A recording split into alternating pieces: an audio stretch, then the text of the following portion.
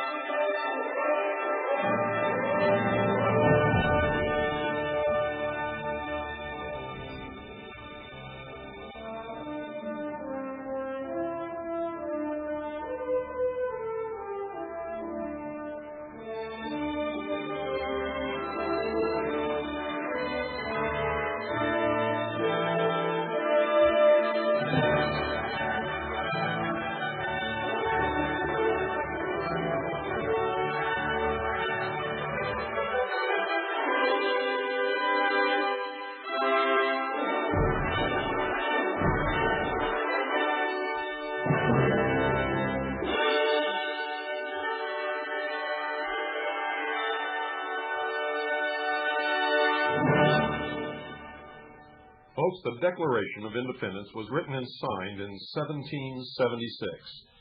And I don't know many Americans who would not have wished to have had a hand in the preparation and the signing of that document.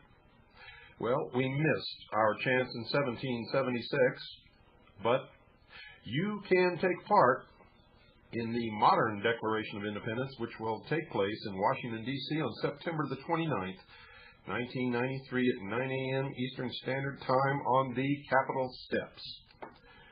I encourage you, folks, to participate in this March on Washington. Join the Declaration of Independence, September 29th, 1993, 9 a.m. Eastern Standard Time. Support Project 93 March on Washington, D.C. Meet on the Capitol steps with, we hope, hundreds of thousands of other American patriots who want to get this country back on the right track. Americans from all over this great land will march on the nation's capital demanding First Amendment rights of redress to present grievances to Congress. Number one, to abolish the unconstitutional Federal Reserve banking system. And number two, to abolish the unconstitutional Internal Revenue Service. This has all been brought about by basically one person. Her name is Devy Kidd. She is the guiding hand, the everything behind Project 93, and she is our special guest tonight. But before we get in there, I want to just give you, a little bit more on this. We need to reclaim our constitutional rights. Now, if you're not there, if you don't show up in Washington, D.C. on September the 29th, we'll know that you don't really care about your constitutional rights. You see, we're going to have to muster more people in Washington, D.C. on September the 29th than anybody has ever done in the history of this nation in order to make the impact that we need to make. You need to take time off without pay if you have to go. You need to do anything that you have to make sure that you're in Washington, D.C. on September the 29th, 1993.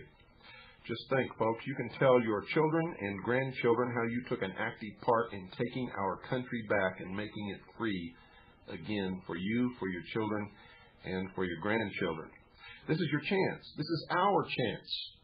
Let's make the most of it. Devy Kidd, welcome to the hour of the time. Give us some background. Well, first of all, I think from folks listening to your program, they have a good understanding, but for those folks who might be new and tuning in, many people wonder why the national debt continues to go up instead of go down, despite the bushel-barrel trillions of dollars that are poured into the so-called national debt.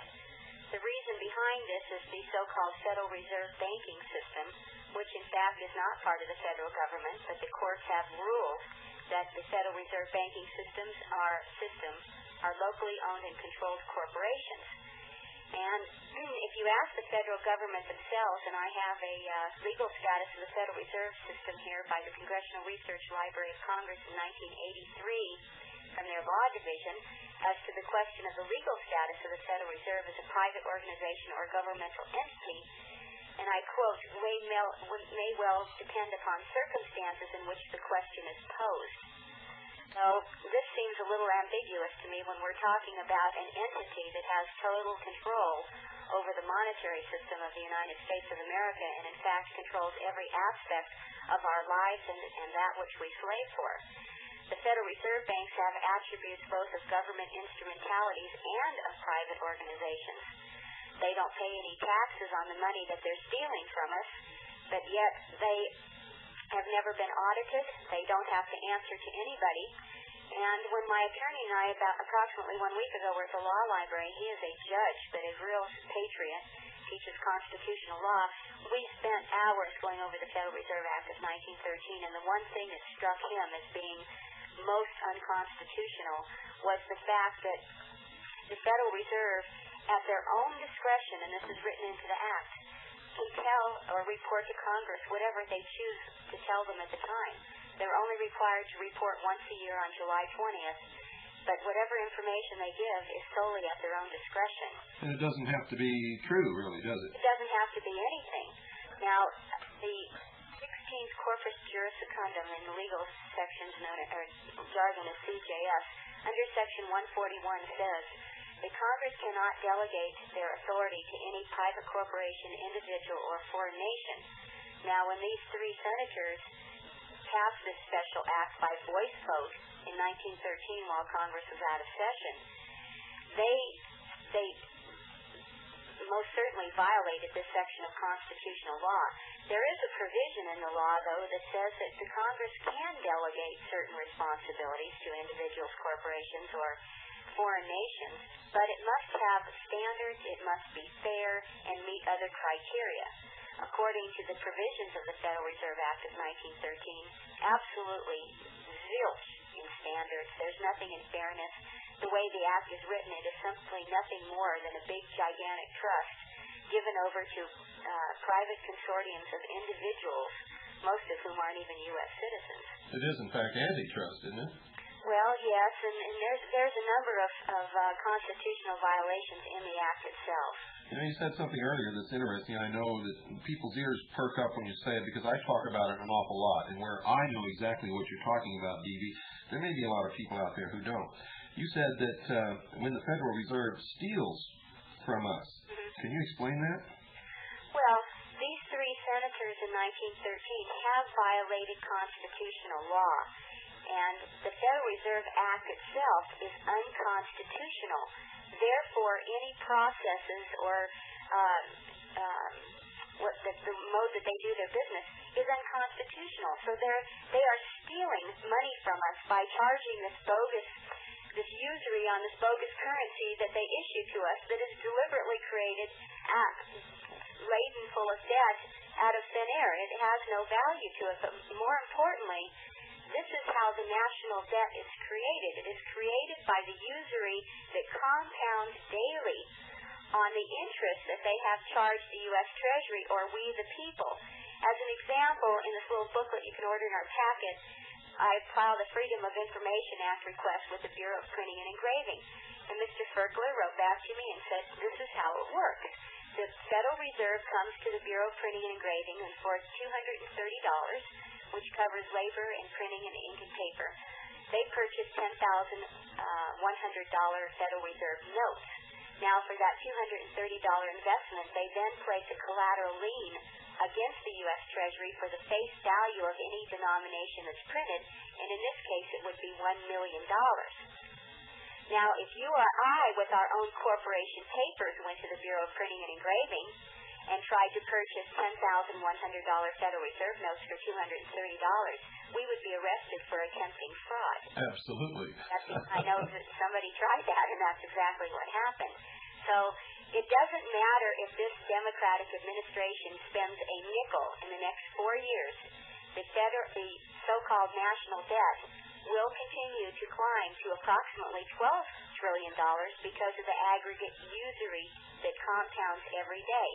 Let's see if we can put this into language that the average person out there who may not understand all this jargon can understand. Isn't it a fact that the money itself never existed? It's created out of thin air. That's exactly right. And then this money is loaned to someone, and they are charged an interest which was never created in the first place. Is that correct? That's correct. So, in essence, what we do is rent money from the Federal Reserve. That's right. And the only thing that keeps the economy afloat at any given time, any given moment, on any given day of any given month or year, is the fact that more money must be constantly lended into circulation to take the place of the money that disappears that's repaid in interest that was never created. That's right. And someday, the day of reckoning will come because borrowers are forced to take on increasing amount of debt, not only to pay the principal of the debt, but the erroneous usury as well. And ultimately, in about 2 more years, the whole thing will collapse because it simply cannot continue to take on the debt that we're taking on. But the bottom line is we don't have to take on this debt. And I always ask people, why do you want to give all this money, the sweat off your brow, to David Rockefeller or the Rothschilds or any of the other private stockholders? Why do you want to do this? Why are we not standing in the streets demanding that we return to pre-1913, allow our Treasury to print debt-free constitutional currency, loan it to banks, have them pay a set interest rate back to the federal government? Now, the Federal Reserve's operating capital is more than $1 trillion a year. If we, the people, or our U.S. Treasury, assumed this responsibility again, we would generate triple-digit millions and billions of dollars back to the United States government, which is the way it was intended to constitutionally generate revenue to pay for the Department of Defense and judicial and stuff like that. We don't need to have this banking system that doesn't work. No, and that's what made this country so successful in its early days, in its beginning, was the fact that we had a real system that worked when the rest of the world was on this phony debit or debt system. Yes, and there are several examples. After the War of Independence, this country's economy was prostrated by the severe price inflation that followed emission of the so-called continental currency and other worthless bills of credit or paper money by the Continental Congress and the states. When the new Congress, operating under our Constitution, passed the Coinage Act of 1792, which created the nation's system of gold and silver coins, a tremendous economic recovery began almost right away. And similarly, after the Civil War, the country's economy was devastated by price inflation resulting from the issuance of these greenbacks, which was another form of paper money that had no real basis to it. So returning to constitutional principles again, Congress passed the Specie Resumption Act of 1875, which redeemed the greenbacks and gold coin, and that again triggered another massive economic upswing that really catapulted America into world leadership. So continuing the way we are is to continue the death of our republic, because this paper system is going to collapse on everybody's head. Yes, it has to. It would have collapsed a long, long time ago if it were not for the Internal Revenue System. You see, as they keep loaning this money, and as the money is paid back and the interest is paid, it causes currency to disappear from circulation, which always results in what's known as a depression. To prevent that from happening, they keep putting more and more money into circulation in the form of Federal Reserve notes, or what's even worse, issued as credit, where no money is actually even put into circulation, but is used as checks, as credit cards, as this kind of thing, electronic transfers of money. And they keep putting this into circulation either as Federal Reserve notes, which have no worth or backing whatsoever, or as credit. And what that creates is tremendous inflation. The inflation would have been so far out of sight if it had not been for the Federal Reserve pulling money in at the end of each year and putting that back in to pay off the national debt. In fact, when you pay your taxes, when you write out your check and send it in, when it comes back, if you flip it over, you'll see that it says pay to any Federal Reserve Bank in payment of United States obligation. It does not go to the United States Treasury. Not only that, but one of the other unconstitutional flagrant violations of the Constitution, according to this judge friend of mine, one of the provisions of the Federal Reserve Act of 1913 says that any bank in the United States, within 90 days after opening their doors, must become a member of the Federal Reserve banking system. And he says this is equivalent to Federal Express one day announcing that the U.S. Post Office and Tiger Express and Overnight Express, they all must suddenly use Federal Express just because they're called Federal as the only way to move your overnight mail. And this is a form of extortion. In addition to that, the 13th Amendment, the second one, by the way, to the U.S. Constitution, says that Americans cannot be placed into involuntary servitude by forcing us to use their bogus currency that is debt-laden and continues to put us farther and farther into a debt that we can never pay off. Mathematically, this national debt can't even be paid down because of the way the interest compounds every day, so it is a folly to think you can ever pay it off.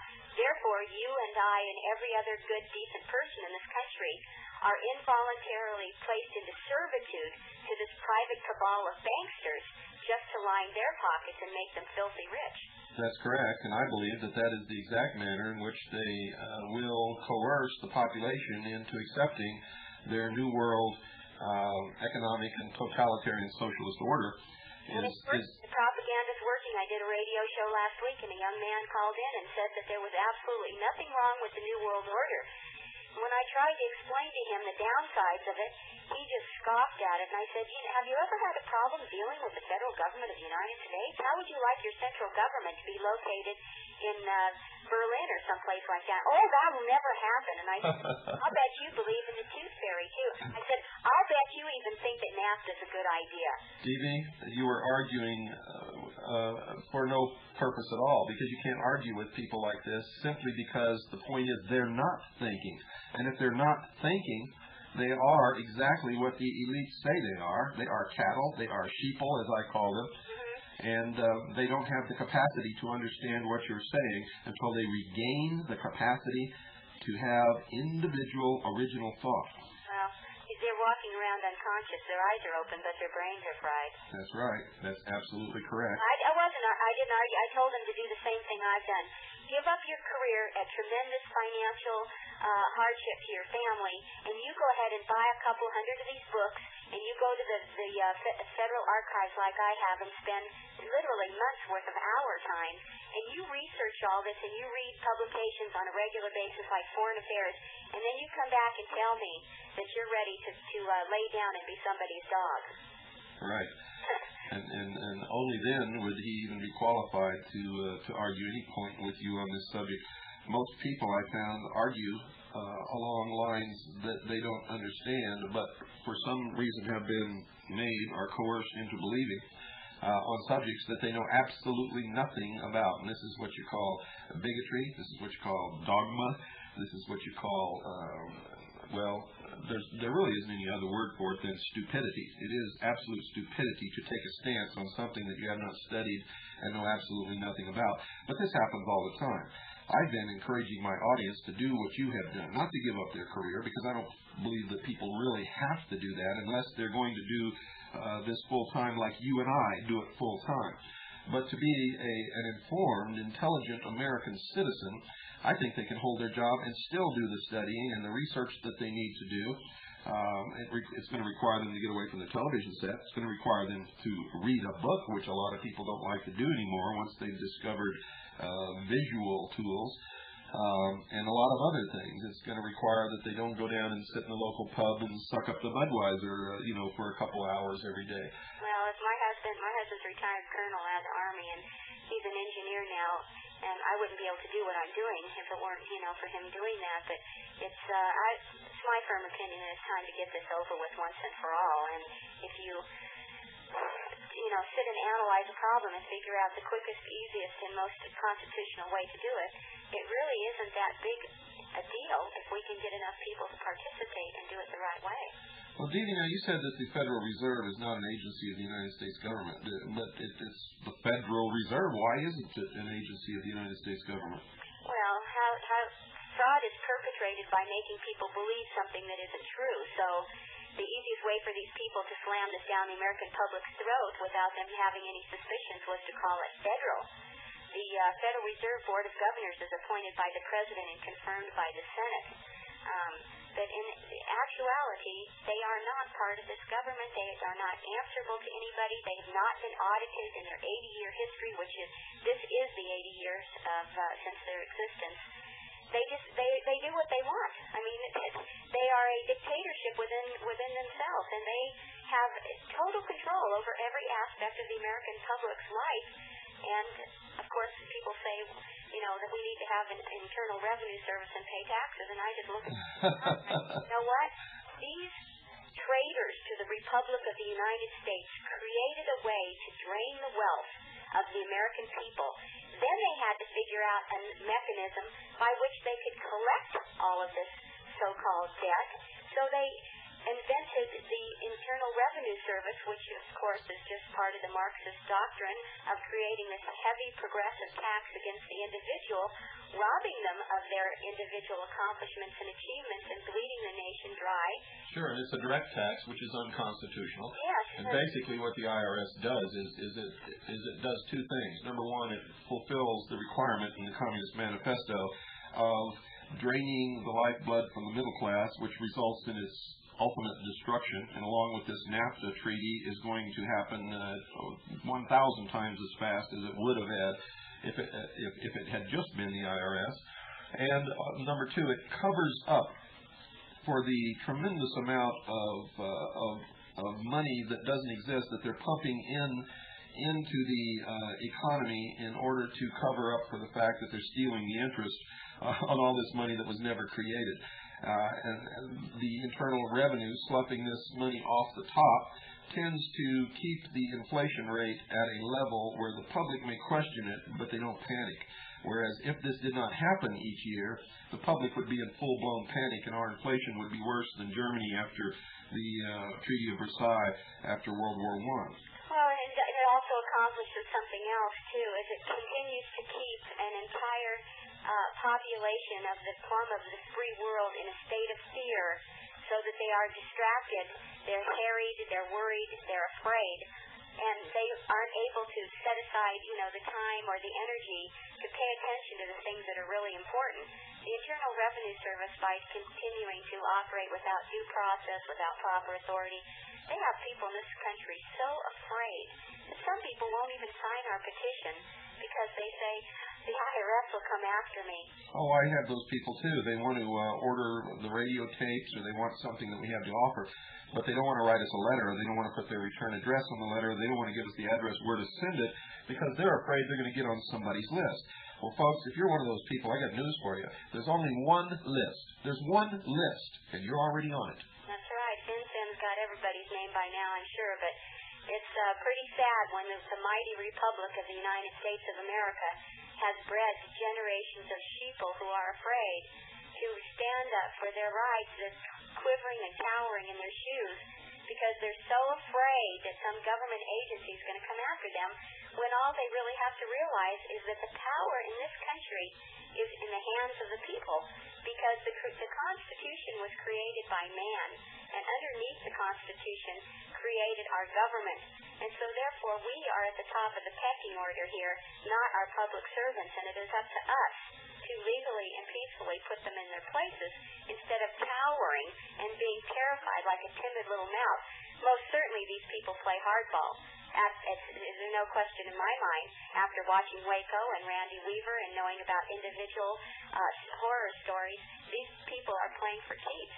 But if enough people rear up their heads and enforce their constitutional rights against our public servants, our servants, we can effectively put a dent in the march for the New World Order in the United States of America by cutting them off at the knees, which is their big money machine. Yeah. I hear all the time, I hear these World War II veterans and Korean veterans and Vietnam veterans say, I fought for my country and I'm not scared, and when it comes time to stand up and fight, I'll grab my gun and go fight. And you ask them to sign a petition and they won't sign it because they're afraid they'll get on somebody's list. They're hypocrites and they're liars. And I'll tell you something else. They're the same people who will not stand up in this country on our own soil to protect and defend the Constitution of the United States of America and save this country, but they will pat their kids on the butt and send them off to die in the sands of the Middle East for something that has nothing to do with this country, and it's all based upon misconceptions, false ideas of what patriotism is, and all of these other things. And I, for one, am absolutely sick of it, Evie. I've got no patience for these people. I call them what they are. I tell it like it is, and because of that, a lot of them don't like me, but that's tough. I'm going to keep throwing it in their face until they wake up. I get awful tired of it, too. I didn't fight in any wars, but I do understand that what the Monroe Doctrine says, and every war we've had since World War II is nothing but an engineered event staged by the world elitists who fund both sides of the fence here to make sure they come out on top while American blood continues to get spoiled in areas where we shouldn't even have our nose stuck into.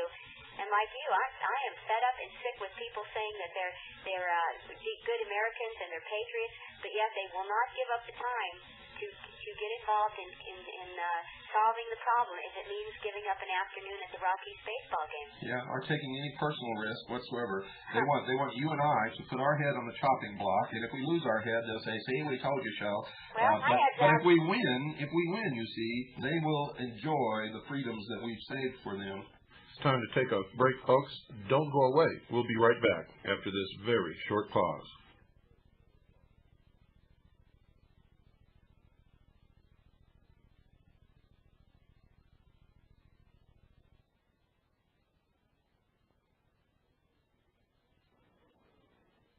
Well, if you're listening to these broadcasts, folks, you understand just how far down the tubes we've gone. And you also understand that the future doesn't look too bright unless we manage to do something really quick. And that's what this broadcast is all about. It's to wake the sheeple, empower the people, and save freedom, not just for this country, but for the world. You see, the freedom of the rest of the world hinges on our efforts to keep ours. And if we fail, they're all going the way that we go. And that's right down the drain, folks. Have you taken steps to protect everything that you've worked for all your life?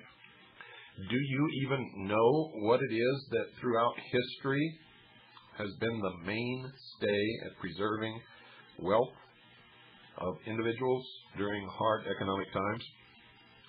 Well, if you've been listening to Devy Kid, and we're not through with this broadcast, I can assure you, then you know that we're expecting a total economic collapse unless we can get Congress to abolish the Federal Reserve, the IRS, and return to constitutional money. That's the only way out. But no matter what happens, we're going to have tremendous fluctuations in the economy on the downside before this is over. And you're going to have to take some kind of step to protect what you have worked all your life to accumulate, to amass. You don't want to see your family living in a ditch. And I can guarantee you, folks, that there's going to be a time coming when a lot of families are going to be thrown right into the ditch unless they take steps to protect themselves. Now, our sponsor, Swiss America Trading, specialize in these kinds of investments: hard, non-confiscatable, non-reportable assets. So call Swiss America Trading right now at 1-800-289-2646. That's 1-800-289-2646. Mention my name, William Cooper, and you'll also get a free newsletter on protecting your future. Call now, 1-800-289-2646. That's 1-800-289-2646. By protecting your future, you'll be protecting the future of this broadcast, the hour of the time, and, of course, freedom for the world. Call now, 1-800-289-2646. That's 1-800-289-2646. And you'll be glad that you did. I hate to say this. I started off when I began doing what I'm doing years ago with this great faith in the American people. And I'll tell you, that faith is being eroded rapidly and more all the time. They may turn out to be exactly what the elites say they are. They may be cattle that need to be herded and slaughtered. I don't know yet. I haven't made up my mind. I'm still trying. I think that, because of the wonderful freedoms that we used to enjoy in the United States, people don't really believe that this can happen. They think that this is some sort of conspiracy. And when I do radio, I always tell people, it may have been a conspiracy at one time, but believe me, folks, these... it's out in the open now. It's out in the open. They talk about it. On January 7th of this year, when Lawrence Eagleburger was still Secretary of State, he was on C-SPAN giving a speech to the Council on Foreign Relations. He looked right in the camera and he said, things are going so well for the New World Order, we're going to start accelerating some of our programs. 5 weeks later, we had Waco. That's correct. That, to me, was an object lesson to prepare people for the coming police state. That's right. It's not a conspiracy anymore. It's a business plan, not unlike Xerox or IBM, not to identify them, but like any large corporation would lay out and they decide, well, we're going to do this with this country and we're going to do that, and the end result is that we're going to be at the very top and everybody else is going to be our slaves, and this is how we're going to do it. And they just go ahead and talk about it. We're going to have world government by conquest or consent, and they bought up all the crooks, cowards, and criminals back in our Congress, and they just are tootling right along here. Tell us about your organization, Devy. Project 93 is not a new club or group or anything. There's no, there's no membership dues that you have to pay. I started it in January by contacting 1,000 people, and I said, look, we know what the problem is. It's time to quit talking about it. We need to figure out a way to get the information to mainstream America and wake them up. And thus I came up with the idea of picketing the Federal Reserve because it has brought tremendous public focus on this entity itself. Then I said, well, under our First Amendment rights, we can address our Congress with our list of grievances. Specifically, we want the Federal Reserve audited so we can separate the real debt from all this bogus usury which they can use to wallpaper their bathroom. We want the Federal Reserve abolished so that the Treasury can assume the legitimate debt and no American will lose anything. Only these elitist banksters will lose their shirt, and we want the IRS abolished because we don't need to have a personal income tax to fund the government. And, an offshoot of that is, I always ask people, how much government do you need is how much money you need to collect in constitutional revenues, such as the Treasury loaning to banks, excise taxes, military sales, things like that. Do we really need the National Endowment for the Arts? Do we need all this pork? No, we don't. There is so many ways that within 5 years you could cut the government down to a very small entity. Devy. Republican government. Devy, I want to stop the pork, take away the money, and then there's no way to fund it. Yeah, but you know what happens? Let me tell you what I run into when I talk about that on this show. You see, I get letters from everybody saying that the national debt is too big. We owe too much money. Government is too big. There's too much money being spent. Our taxes are too high. So you say, well, let me see. What would you like to cut? There's a military base in your district. Should we transfer those troops somewhere else and get rid of the cost of running that military base? Well, the first thing they say is, oh, no, because we get so much money in our economy from that military base. Well, let me see now. Entitlements are approximately almost 1/3 of the entire federal budget.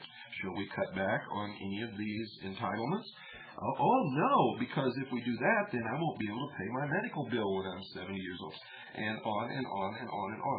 The truth is everybody in this country wants every single penny and dime that they can get from the federal government. And if you try to cut back on any of that, they will scream and yell and holler. What they want you to take away from the government is something somewhere else that doesn't affect them. Well, to a degree that's true, but I'll get back to that in 1 second. I wanted to finish about Project 93. Constitutionally, only the U.S. Congress has the authority to abolish these two entities. So therefore, we have to go to the House of Representatives, of which there are 435 people. Rockefeller, Kissinger, Brent Scowcroft, none of them have the constitutional authority to stand on the House of Representatives and do anything other than talk. These 435 people are the ones we're going after, and we only need 51% of them to pass the legislation. But we're going to go to them and say, look, here is the problem. You've already been given the solution. We have hand-delivered, and you've signed for, a copy of the Monetary Reform Bill that explains how to spend the Federal Reserve notes out of circulation, replace them with constitutional intrinsic currency, and get rid of this debt that we have. If you don't do what we're asking you to do, tens of thousands of us in this country will begin filing commercial liens against you, not common law, but commercial liens. We're going to freeze your signatures. We're going to revoke your servants' bonds, and you will no longer serve in the House of Representatives or the United States Senate because you took an oath to uphold the Constitution, and based on you have violated that oath, and now we're going to get you out of here, and we're not going to stop. We're not going to fade away, and we're not going to break up and go back into backfighting, backstabbing patriots. We are committed, and we're unified, and we're going to see this through to the end, and we're going to force the issue one way or the other. Now, going back to the taxation thing, people have been so weaned onto the government that they don't understand that the success of America was when the government was the size of an orange and the private sector was the size of a watermelon. What we have to do, and it won't happen overnight, you cannot just take away the airline subsidy overnight. You give them 36 months. There is absolutely no reason why we should subsidize an industry that gives away frequent flyer miles and sponsors things like the Olympics and then turns around and has to suck off the American taxpayer. You either work like a business and you make a profit or you go under. That's free enterprise. Let us look at the income tax that was collected last year, I should say extorted from the American people by this IRS. In 1992, it was $476 billion and some change.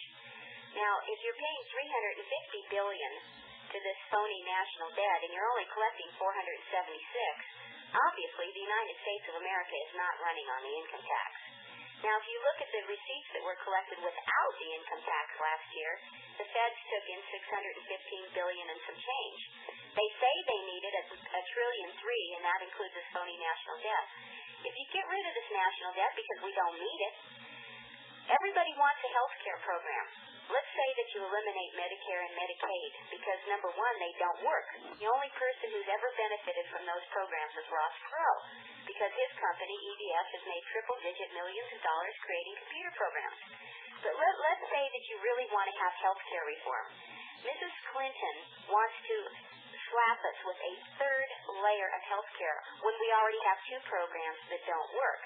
Not to mention the fact that it's unconstitutional to tax us to pay for this type of thing. So if the country really wants a health care program, let's knock out Medicare and Medicaid. That knocks out $292 billion a year. Let us implement a national health care program that's funded by an excise tax. Right there, between the national debt and knocking out this health care programs that are in effect right now that don't work, you've already knocked out almost $600 billion in expense. And as far as the excise tax for a health care program, I believe that everybody should pay for it if you're going to have it. If you charged 5 cents on a 6-pack of Coca-Cola and not any other brand, not Dr. Pepper or anything, just that one brand, it would generate $7.5 million a day. Now multiply that times 352 days a year, add in all the other brands, and you can quickly see that an excise tax that even the poorest person, where there no personal income tax, would not miss that nickel. And everybody in the United States eventually would probably end up using it in one form or another after their employer's insurance runs out or they retire or whatever. So if it's something that everybody's going to use, make it pay for it in such a way that nobody really can feel the pinch of it. Well, not only that, but it's a legal tax. A direct tax on individuals in the form of income tax is, in fact, illegal. What happens if you stop the income tax? The first thing that happens is you infuse our economy in disposable income of $500 billion. At least. At least. Now, Mr. Clinton wants us to contribute $30 billion to create 550,000 jobs. Most of them government, which continues to perpetuate bureaucracy. Not only that, but the more people who are working for the government, the less chance you have of ever reducing the size of the government, and they know this, and that's why they've created this huge monster that's out of control. That's what I mean. So if $30 billion will create 550,000 jobs, what happens when you dump $500 billion into the private sector? You clean out the unemployment lines. Why has America suffered all these massive layoffs besides the insane immigration and free-for-all trade policies? As we, the people, are taxed and taxed and taxed, our disposable earnings for anything other than necessities have continued to shrink. What's the result of this? Employers have had less and less demand for their goods and services, so they lay off. As Americans try to meet these unjust and immoral tax levels, they need more and more earnings to offset this. And what's the result of this? Higher and higher wages, which drive the cost of it to the consumer farther and farther out of reach. So what you have is the dog chasing his tail syndrome. You're either going to stop the tax, build up the private sector, and slowly, not overnight, but slowly get rid of these government agencies. Remember, as more and more jobs are created in the private sector, which pay better than the government anyway, these people, when you start abolishing some of this government waste, will be absorbed into the private sector. In addition to that, studies have shown that from 25 to 55% of the women who are currently in the workforce would rather stay home and raise tomorrow's society. Today's children are tomorrow's society. They want to stay home. They don't want to entrust this very, very important function to a bunch of strangers. So, once again, you enable these mothers to stay home with their children, and you would again open up millions of jobs to other folks. So the ultimate result of stopping the income tax is nothing but tremendous benefit to America. That's true. And all this feminism notwithstanding, Devy, isn't it true that the only reason that so many women are in the workforce is not because that's where they want to be, but that's where they have to be? That's exactly right, and I cannot stand these neo-Nazi feminist movement women. I'm in the work I used to be. I don't anymore because I'm doing this, but hopefully I'll have a paying job again someday. I was in the workforce because I was a single mother and I had to work. But my daughter just turned 18 and is going to college. So I would like to work. I don't have to work. We really could make it on my husband's income. But I like to work. But my neighbors, these ladies who have children of small school age, They just hate it. Not only that, but I think part of the problem with the family unit and of different sex family, of course, not same sex, but is the fact that when these couples have such tremendous pressure put on them of the woman having to work outside the home and coming home, and people are worn out and marriages are falling apart more and more and more because of these outside pressures that are put on them. If women were able to stay home as they want to do and raise these children as our leaders of tomorrow, I really believe that more marriages would survive also, because a whole lot of the pressure would be taken off the couple themselves. Well, sure, but one way to destroy the country is to create an inflationary period, which was done in the 70s, that would cause both partners in a marriage to have to be forced to go to work. This puts the children either on the street or in government-controlled daycare centers, where they are then indoctrinated into the New World Order. Oh, yeah, and I tell you what, these government socialist schools are just turning out generation after generation, number one, of kids who can't read or write, but who have absolutely no moral values, or who are killing themselves as teenagers because they hear one thing at home, you teach them your value, and in my case, we're a Christian family, and then they go to school and tell them that men having sex with men is perfectly normal, and if you don't think it's normal, then psychologically you're flawed. Devy, where does this come from?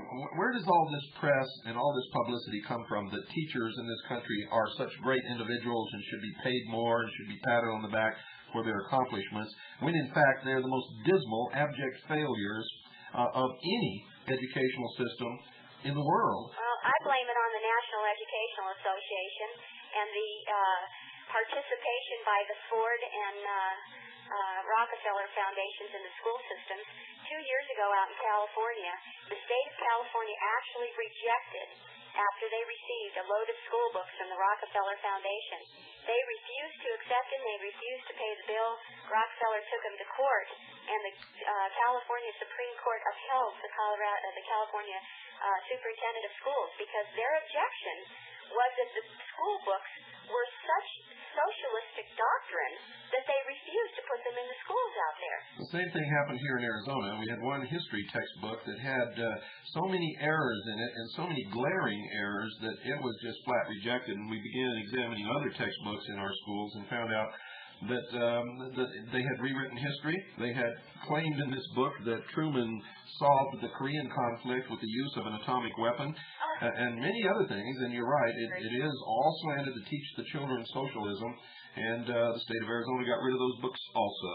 And I think all of you out there listening who have not been down to read the textbooks in your local school, you better go do it, because if our experience and the experience in California are any indication, you're in for a big surprise. Well, see, that's what happens, though, when you continue to keep mom and dad in so harried, sitting in traffic. I worked out in the San Francisco Bay Area. My husband was garrison commander at Oakland Army Base, and we had to commute about 30 miles, which took an hour and a half. And by the time we got home at night, we were absolutely dead tired. I was an admin officer for the Army. But I had to spend the time with my daughter. I mean, she graduated at the top of her class with a 4.9 grade average in the gifted program. But it takes a lot of work and a lot of commitment. And she didn't start public school until she was in the 8th grade. She was in a private Christian school all that time. But we had to, spend the time. And it's my opinion that if my daughter had not been at the age she is and out of the public school system, I would have taken her out again and put her back in Christian school. I would never have left her in the public school. See, Denver here is an enclave for the sodomites, and they've really pushed the agenda big time here. But a lot of folks are getting fed and sick and just fed up with it. A lot of people are homeschooling out here. An awful lot of them are putting their kids in private school. Yeah, we homeschool too, and we started our daughter basically when she was born. She's 3 years old, and she can already read. And a lot of people, I ask them if they're teaching their children, and they look at me like I'm crazy because they don't believe that children can learn until they reach a certain age. When in fact, their little brains are just waiting for somebody to teach them anything, and they will learn anything that you will teach them. I know. Brandy was the same way. When by the time she was 3, she could read. But I also attribute her high academic achievement to the fact that my daughter does not watch 2 hours of TV a month. My daughter doesn't either. Now, I want to tell you folks out there who are listening, I'm not trying to make you think that my daughter is any kind of a genius or anything special or anything better than your children. She's not.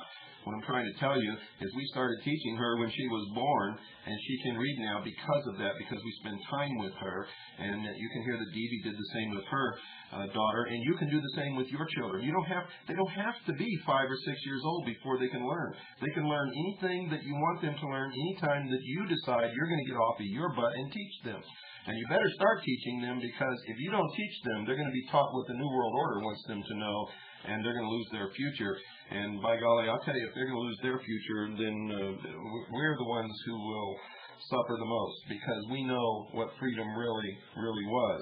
And that's, one of the reasons why I work so hard doing what I'm doing is, so many men and women and children have spilled thousands of gallons of blood to keep this country free, and this is, our responsibility and our job to do everything that we can to ensure that this one nation under God stays a free nation and that we do not fall. And one of the real things that irks me, besides the iron-fisted control by these elitists of the school systems and the media, are the big corporations in this country who continue to cry wolf about things like NAFTA, but yet are members of the Bilderbergers. Bristol Myers Squibb Company, their director and chief executive officer, Dow Chemical, United Steelworkers of America, the president of the AFL-CIO, the president and chairman of Xerox, the chairman of Archer McDaniels Midland. These people are all members of the Bilderberger elite. They go to Germany and places like that once a year to plan the death of the Republic, and then they have the unmitigated gall to turn around on TV or in U.S. World and News Today and complain about how NAFTA is going to take away American jobs. Boy, talk about hypocrites. What about this march on Washington, Devy? Well, we're going to be there September 29th. The purpose is to show an overwhelming, unified voice and get in the House of Representatives' face and tell them, look, this many people now know the truth about the Federal Reserve and its handmaid in the IRS. We know about your ultimate goal of the New World Order, and we are telling you that if you don't do what is constitutionally right, we're not asking you to do something illegal, then we're going to get in your face and we're going to have you removed from office, and we're not going to stop. But they're not going to pay attention to 1,000 people standing in front of the House, but they'll certainly sit up and take notice if there's 250 or 300,000 people with petitions in their hands. Well, that's it, Devy. We're out of time. I want to thank you for being our very special guest tonight, and I want to thank you for all the work that you've done to try to get this out to the American people, to make them understand what's wrong with the Federal Reserve and the Internal Revenue Service, and, of course, for your Project 93 March on Washington, D.C. Everybody write this down. September the 29th, 1993. September 29th, 1993. All of you meet all together on the Capitol steps in Washington, D.C., 9 a.m. Eastern Standard Time.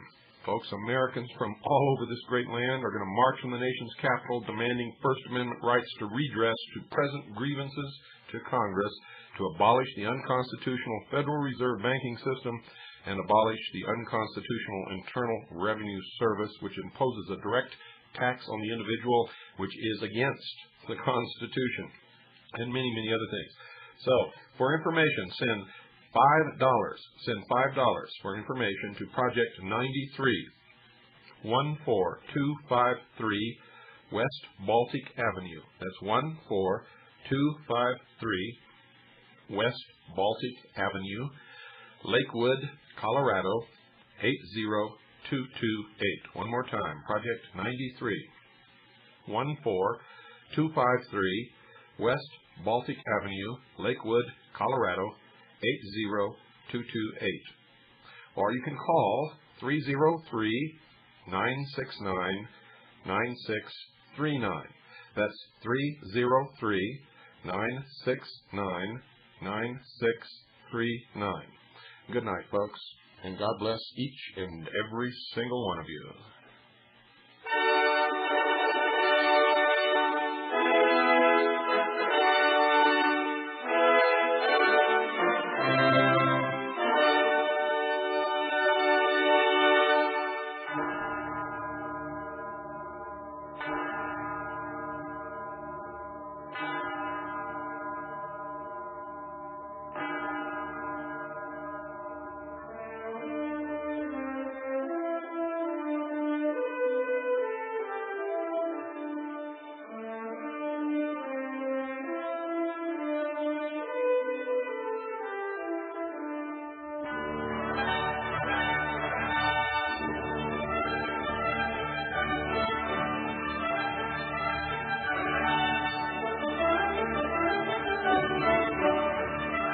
Thank you.